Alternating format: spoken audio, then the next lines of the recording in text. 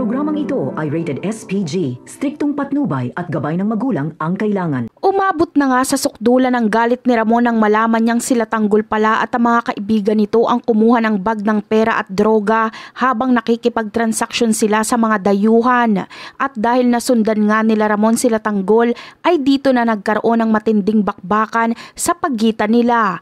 Hindi nga umubra ang puwersa nila Tanggol sa puwersa nila Ramon kahit tinodo na nila Tanggol ang kanilang kagamitan at puwersa. Napilitan ngang sumuko sila Tanggol at ang iba niyang kagrupo dahil natamaan si Raul at Madonna na agad din namang ikinasawi ng mga ito. Dito ay galit na galit nga si Ramon dahil hindi niya akalain na ang anak niya pala ang traidor sa kanilang pamilya.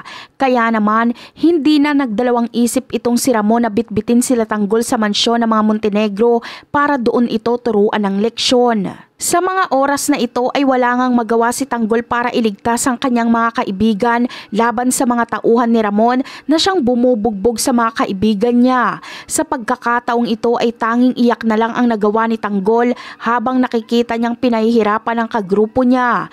Kahit ilang beses ngang sinabi ni Tanggol na siya na lang umano ang paslangin para saluhin ang mga kaibigan niya ay hindi ito pinakinggan nila Ramon, bagkos ay tuloy-tuloy pa rin sila sa pagbubugbog sa mga kasama ni Tanggol. Samantala, kahit papaano ay makakapag-isip nga itong si Ramon na wag tapusin ang mga kaibigan ni Tanggol.